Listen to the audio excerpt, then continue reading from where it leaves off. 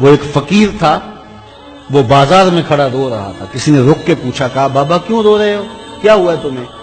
کسی نے مارا ہے، تنگ کیا ہے، بھوک کی شدت ہے، کیا ماجرا ہے؟ کہا نہ بابا یہ میرے مسئلے نہیں ہیں. کہا پھر کیوں کھڑے ہو؟ وہ مجذوب تھا. کہنے لگا میرا پروگرام بنا کہ بندوں کی اور رب کی صلح کروا دو. تو کہا پھر کیا ہوا؟ کہا وہ تو مانتے ہیں، یہ نہیں مانتے. وہ تو کہتا ہے لے آئے نے میری دہلیز پہ، ایک آنسو سے سارے گناہ معاف کر دوں، لیکن یہ میری سنتے ہی نہیں ہے. ایسا پیار ہو گیا دنیا سے، میری بات ہی نہیں سمجھتے. میں انہیں سمجھاتا ہوں، آگے سے مجھے پتھر مارتے ہیں.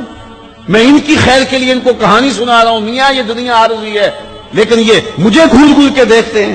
مجھے ان کی عقل پہ رونا آ رہا ہے. وہ کہتا ہے لے آ میری چوکھٹ پہ، ابھی معاف کر دوں گا، ایک آنسو سے سارے گناہ دھو ڈالوں گا، سمندر کی جھاگ کے برابر بھی گناہ ہیں تو مٹا ڈالوں گا.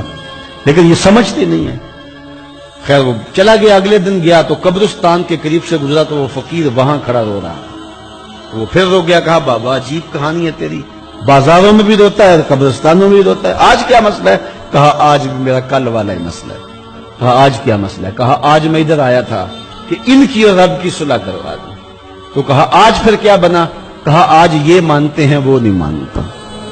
تو قبل اس سے کہ وہ وقت آئے کہ پھر وہ نہ مانے، آج لے ان کی پناہ، آج مدد مانگ ان سے، کل قیامت کو نہ مانیں گے اگر مان گیا.